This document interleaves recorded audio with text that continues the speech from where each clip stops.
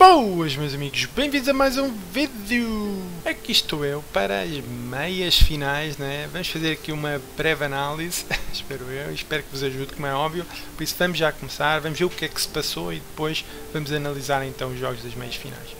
Se vocês viram o meu vídeo anterior, acho que vos correu tudo bem, não é? Porque eu literalmente pus as odds de qualificação das equipas que estavam do lado direito, não é? Ou seja, era da Espanha, da Itália, Dinamarca e Inglaterra. E é interessante, não é? Porque se tivessem feito o back seco, principalmente na Espanha, teriam-se entalado, não é? Este jogo realmente só foi resolvido nos penaltis, por isso teriam perdido a odd. Já os outros, a Itália, Dinamarca e Inglaterra, conseguiram resolver no tempo regulamentar. Quartos realmente foram fáceis de analisar, a meu ver. Eu não vi nada que pudesse ir contra assim as equipas.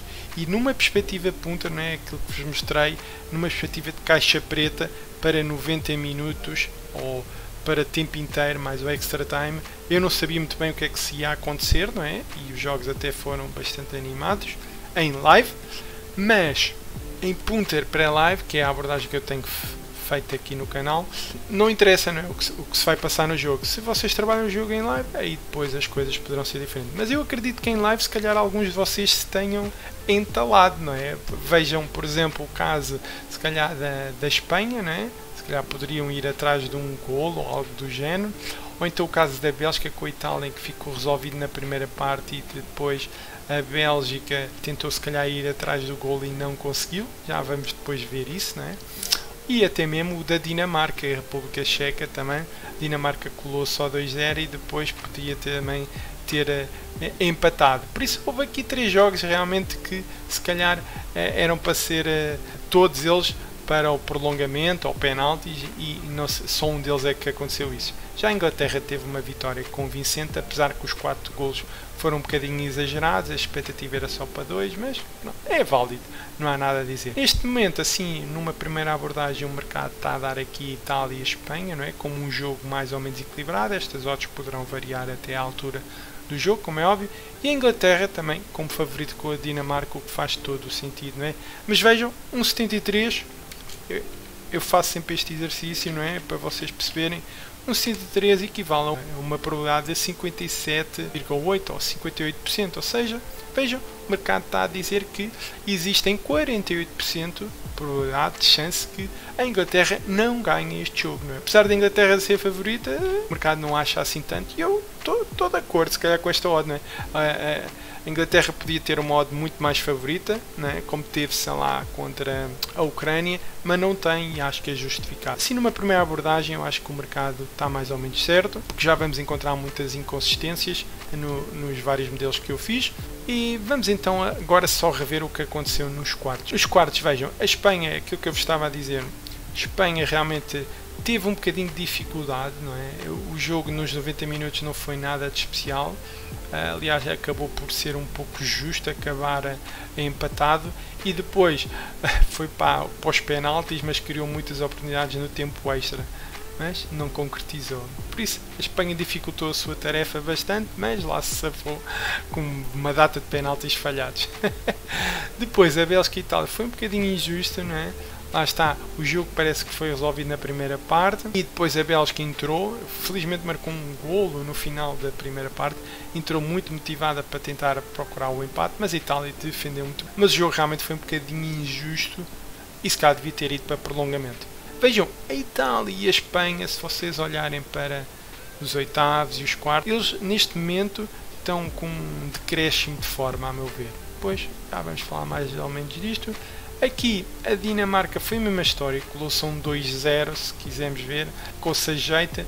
A República Checa no início da segunda parte marcou um golo muito cedo, deu esperança para conseguirem empatar. Aliás, na primeira parte isto era um jogo mais para 1-2, não é? À semelhança, se calhar, da Bélgica, apesar que o segundo golo aqui do Lorenzo foi uma oportunidade, enfim, que nem era para gol, mas pronto, que o jogo também foi um bocadinho injusto. Vejam, a República Checa até tinha um XG superior ao da Dinamarca, mas isto acontece muito porque as equipas que adquirem às vezes esta vantagem 2-0, né, depois gerem mais o encontro, né?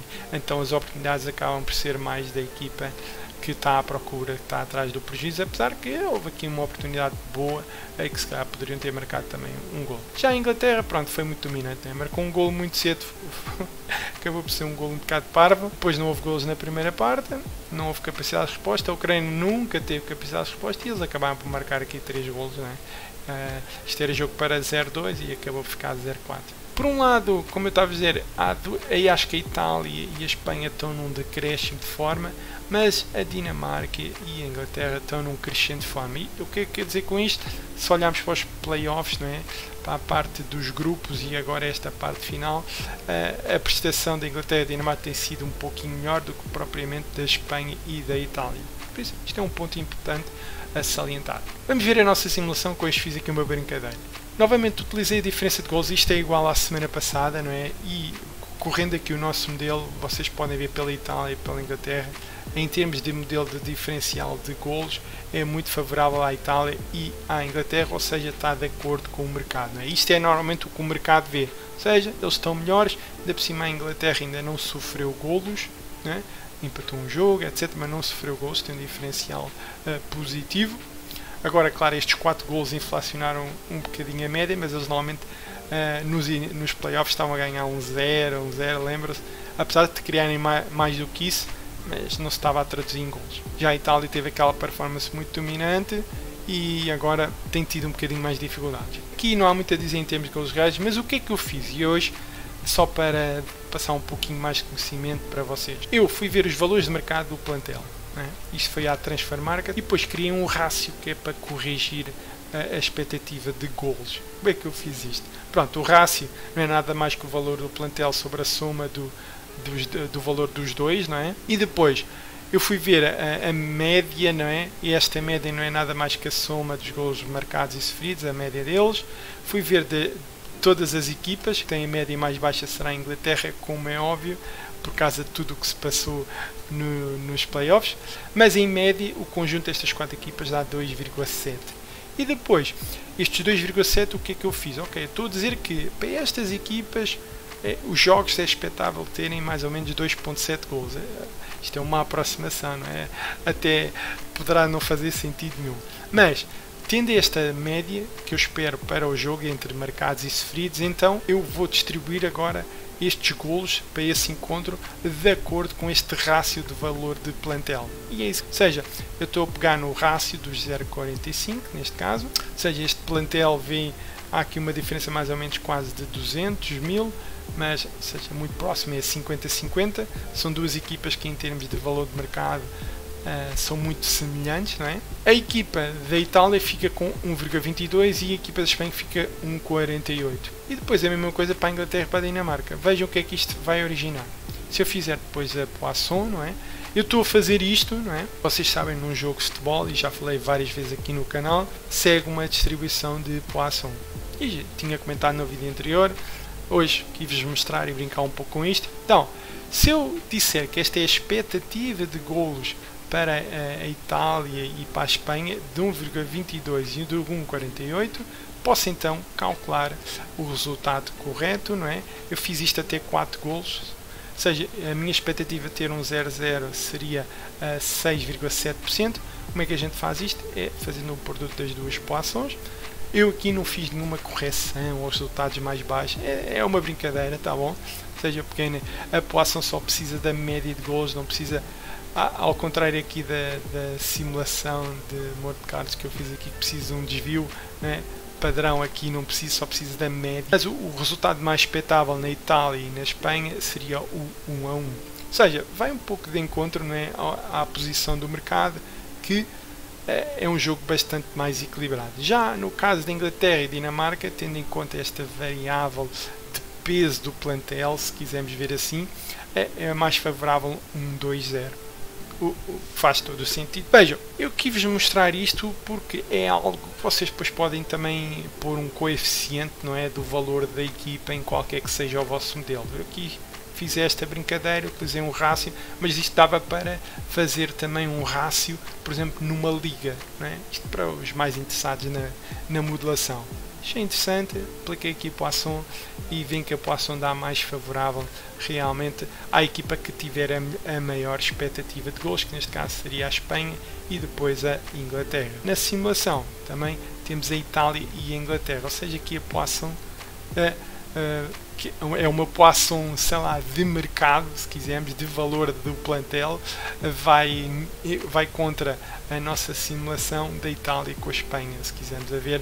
Já na Inglaterra está de acordo, como é óbvio. Vamos ver esta mesma análise agora para o XG e aqui começam a aparecer as coisas interessantes. Primeiro, na análise de XG, o modelo dá mais favorável à Espanha, ou seja, a Espanha criou mais oportunidades. Eu também tinha, não é, aquela questão de se o jogo foi justo ou não, ou em termos de XG, qual era a equipa que devia ter ganho. E é engraçado que estas 4 equipas, em termos de XG, têm exatamente os mesmos resultados. Ganhariam 4, empatavam 1.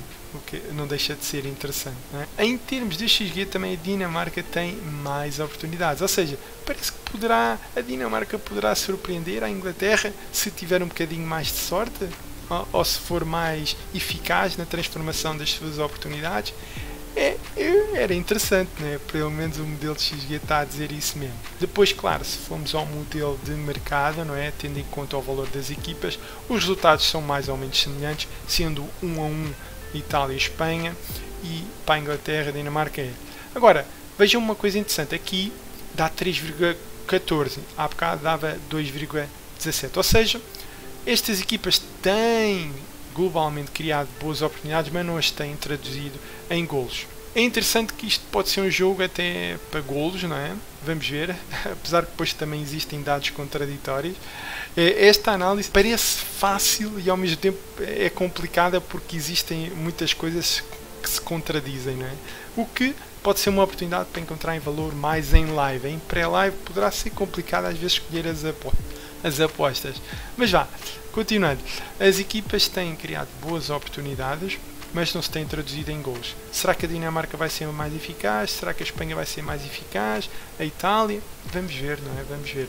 Mas das equipas, por exemplo, a Espanha tem criado muitas oportunidades. Aliás, a gente viu isso, não é? Se vocês repararem, quando temos aqui a Espanha, bem, a Espanha houve um jogo que ficou empatado, não é? Aqueles primeiros jogos tinha 2,1 de XG e não marcou golos. Depois teve aqui outro jogo da Espanha, teve 2,9 e só marcou um golo. Depois teve aqui um jogo em que teve 3,5 mas marcou 5, ok, aqui não há problema, né? Depois teve 3,9 e marcou 5. É engraçado ver isto. Também vocês podiam ter feito uma espécie de ponderação, dar mais peso aos jogos mais recentes. O problema é isto é um espaço temporal pequeno, não é? Ou seja, este intervalo de jogos não é assim tão grande. Não sei até que ponto vale a pena fazer isso. Agora, é preciso ter em conta aquela questão que eu vos chamei a atenção de que parece que a Itália e a Espanha estão a fraquejar um bocadinho nesta fase e já a Inglaterra e a Dinamarca cresceram um pouco depois da parte de grupos, não é? O que não deixa de ser interessante porque nesse aspecto as equipas estão equiparáveis. Muito bem, pronto, eu fiz esta análise, vamos agora ver mais em detalhe se quiserem. Estes são os dados, os jogos da Espanha e da Turquia. Um ponto importante aqui da qualificação, cuidado com o jogo da Itália e da Espanha, pelo menos entre eles já tem aqui 3 jogos que desde os oitavos até aos quartos só foram resolvidos depois do tempo extra, ou seja, torna às vezes ainda mais difícil se calhar ir para o mercado 1x2, ou então se calhar a aposta de valor poderia ser realmente o empate. Também era interessante um ambas marcam, se formos a ver, porque vejam o historial das duas equipas, tem aqui 1-1, numa fase de grupos, isto foi buscar ao Transfer Market, tem um jogo que é favorável à Espanha e tem um jogo que é favorável à Itália. Tem muita incerteza, não é? Apesar do valor do plantel da Espanha ser superior, etc., a verdade é que realmente isto parece um jogo muito equilibrado. Até nem me admirava até à data do jogo isto realmente as odds da Itália subisse um bocadinho e da Espanha descesse outro bocadinho, mas é difícil, percebem? As duas equipas nos oitavos e nos quartos têm fraquejado um pouco. Olha, a Itália precisou do tempo regulamentar nos oitavos, depois contra a Bélgica facilmente podia ter empatado, como viram no gráfico que eu vos mostrei anteriormente, não é? Com a Bélgica. pôs-se a jeito para a Bélgica. A Espanha, mesma história, não é? Fraquejou, colou-se ali uma vantagem, depois deixou a Croácia empatar, enfim, mas depois lá se safaram. Contra a Suíça foi aquela história, né? Também se pôs a jeito, dificultou muito a sua tarefa, podia ter resolvido o jogo no tempo extra. Ou seja, são duas equipas que não estão, se calhar, no melhor momento de forma. Espero que estes dias de descanso os ajudem, não é? Mas há realmente bastante incerteza. Eu não saberia, não é, muito bem em que é que havia de apostar. Talvez, de uma perspectiva punter, a melhor aposta seria, se calhar, 2 golos. 2 golos, talvez. Ambas marcam? Talvez. O problema será sempre o primeiro golo. Quando é que vai ocorrer o primeiro golo? Se ocorrer um golo, eu acredito que possa ocorrer um segundo no tempo regulamentar. Se não ocorrer golo, pode ser complicado. O historial mostra que normalmente tem golos, mas vamos ver, não é? Vamos ver o que é que vai acontecer. Outra coisa interessante para comentar aqui relativamente à Espanha e Itália é que quando fiz os quartos, a Espanha estava como favorita relativamente à Itália, estava aqui o segundo da cabeça de série, mas depois da Itália conseguir ganhar a Bélgica, que era um jogo bastante equilibrado, a Itália passou para a frente, ou seja, o mercado neste momento está a apontar para uma final entre a Inglaterra e a Itália, apesar que a Espanha está aqui muito próxima da Itália, poderá fazer algum sentido, mas eu não tenho confiança realmente em nenhuma das equipas. O mercado também não tem muita confiança, daí este jogo equilibrado. É difícil tomar uma posição se calhar a favor. Vejam, o modelo de golos dava favorável à Itália, mas o modelo de XG dava favorável à Espanha, porque tem criado mais oportunidades. É complicado. O plantel da Espanha é mais valioso do que o da Itália, depois tiramos as nossas conclusões, mas em termos também de justiça dos resultados, vejam que no conjunto destas duas equipas os resultados, apenas 50% dos resultados têm sido justos. Talvez em termos do mercado, o mercado tem acertado 70%, ou seja, quando considera o favorito do mercado eles acertaram 1,43%. Aqui não existe um claro favorito, se calhar o valor aqui está mesmo no empate, não é? Se calhar até a aposta engraçada poderia ser um empate para os 90 minutos. Eu gostava de dizer para uma qualificação, não é? Mas para já não sei para que lado é que iria tender a qualificação. Vamos ver o que é que isto faz. Vamos agora à Inglaterra. Inglaterra com a Dinamarca. O plantel da Inglaterra, vejam, é muito valioso, mas vejam um aspecto muito interessante. A Dinamarca é uma ovelha negra da Inglaterra. Um modelo de XG era favorável à Dinamarca. A Inglaterra, o modelo de gols era muito favorável. O valor de plantel é muito favorável. Daí esta odd de 1,73. Mas, como vos disse, 1,73 é 58% mais ou menos, não é? Por isso, há ali 42% de chance, se calhar, da Dinamarca fazer uma surpresa à Inglaterra, nem que seja no tempo regulamentar. Agora, a Inglaterra ainda não sofreu nenhum gol. Será que vai sofrer agora um golo? Vejam que o historial, esta é a parte que me assusta um bocadinho mais. A Dinamarca conhece bem a equipa da Inglaterra e já até jogaram recentemente, né, em 2020, e aguentaram-se muito bem. Aliás, ganharam um dos jogos e empataram 0-0. Ou seja, eu gostava de dizer aqui, por exemplo, ambas marcam, não é? Mas, ao ver o historial, se calhar, lá está, a Dinamarca vai ter uma postura defensiva, não é? Se calhar vai dar a iniciativa à Inglaterra. Vamos ver se a Inglaterra se safa ou não, não é? E a Dinamarca tem estado a aguentar muito bem. Isto vai ser interessante o jogo. Para esta odd de 1,73 vai ser muito interessante. Eu gostava que a Dinamarca até ganhasse à Inglaterra. É só porque às vezes acho os ingleses estão a ser um bocadinho arrogantes. É nosso, enfim, eles estão a festejar. Tem grandes jogadores, não é por aí. Aliás, vem logo pela diferença de plantel, não é? Mas realmente isto está engraçado. Vejam outro aspecto, não é? Como os jogos da Dinamarca começaram com poucos gols e agora têm tido uma tendência bastante superior, principalmente aqui nos quartos. Realmente com este 4 da Inglaterra isto realmente aumentou bastante. Em termos da justiça do resultado também está igual, existe bastante incerteza. E depois aqui em termos de favorito de mercado, aqui o mercado tem sido mais exato, ou seja, 8 em 10 ao contrário dos 7 em 10. Será que eu acho que a Inglaterra é mais provável de se qualificar, não é? Claro que sim, né? Claro que sim, mas será que isso vai acontecer no tempo regulamentar? Ao contrário da Itália e da Espanha, eles ainda não se prolongaram tanto, né? Conseguiram resolver as coisas durante o tempo regulamentar. Mas nunca se sabe agora, né? Principalmente esta nota aqui do head-to-head deles está super interessante. Eu acho que vamos ter 2 jogos bastante engraçados para fazer em live. do ponto de vista punter, podem ser mais chatos. Realmente há muitos dados contraditórios. Bem, vamos resumir então isto tudo. Ok, o que é que eu tenho aqui, não é? Pronto, isto são os dados que eu tenho. No modelo de golos reais favorável à Itália, no modelo de XG favorável à Espanha, ou seja, logo aqui existe uma inconsistência. No modelo de transfer market, se quisermos, é mais favorável à Espanha, ou seja, se quiséssemos ver Espanha e modelo de mercado, então se calhar o valor estaria do lado da Espanha, até porque a odd deles está um bocadinho mais alta. Na altura do jogo, né, se calhar esta odd até pode estar um bocadinho mais baixa, vamos ver. São duas equipas, como eu estou a dizer, em baixa de forma, mas têm um historial de 2 golos, ou seja, de uma perspectiva punta pode ser engraçado 2 golos neste jogo, não é? Cuidado com ambas marcas, mas tem acontecido, pelo menos nos últimos 4 encontros, 2 deles foram 1-1. Ou seja, também pode ser interessante o lei à Espanha, ou dupla chance x2, ou então o empate também podia ser engraçado. Uma perspectiva punter sem imaginar o que possa acontecer no jogo.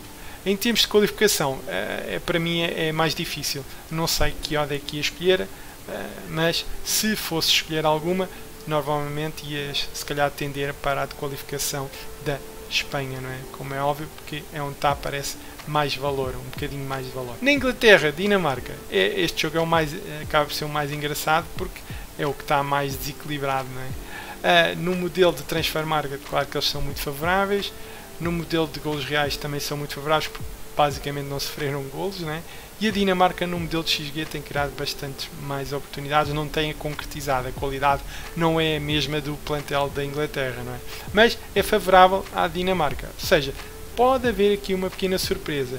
E o historial entre as duas equipas mostra que realmente a Dinamarca tem sido uma ovelha negra da Inglaterra. As duas equipas estão aqui em crescente forma, mas o historial é de under, temos 0-0, temos 0-1 nos últimos 2 encontros do ano passado, não é? Estão a ver, o valor poderá estar mais deste lado da Espanha e talvez da Dinamarca. Agora, quais são as equipas se calhar mais prováveis a passarem? É o que o mercado diz, não é? É realmente a Inglaterra e a Itália. Não tenho como discutir. Agora, eu tenho mais dificuldade realmente em fazer apostas punter aqui. Acho que a única aposta punter engraçada que eu vejo, onde sinto mais confiança, é realmente nestes 2 golos na Itália e Espanha. Mas é engraçado porque são duas equipas que são muito fortes defensivamente, historicamente, né? Até que ponto este também não poderá acabar num 0-0. Há aqui várias correntes, várias ideias e acabo por não conseguir decidir do ponto de vista punter, né? Se calhar vocês próprios vão ficar mais confusos. Mas pronto, esta é a minha análise, né? Eu espero que vos ajude, tá bom? Pronto, meus amigos, é tudo. Estão a ver que do ponto de vista punter não é fácil. Fiz aquela brincadeira, não é, com a poação e com os valores de mercado. Aproveitem essa ideia se quiserem implementar um modelo, não é, fazer um fator corretivo tendo em conta o valor do plantel. E depois, em live, espero que os jogos sejam bastante animados. A minha preferência, se calhar, era a Itália, a Dinamarca. Eu sou sempre um sucker, às vezes, pelos underdogs. Já agora, eu não vou conseguir fazer depois vídeo para a final. A próxima semana vou estar bastante ocupado com outras coisas. Meus amigos, se gostaram desta análise, deixem o vosso like, partilhem os vossos amigos. Espero que esteja tudo em green, não é? Pelo menos a jornada passada foi fácil, a meu ver. Deu para, se calhar, recuperar em alguns dos reds. Esta jornada eu acho um pouquinho mais difícil do ponto de vista pré-live, mas em live pode ser jogos muito interessantes, muito interessantes. Fiquem bem, um abraço e até um próximo vídeo, sim? Tchauzão!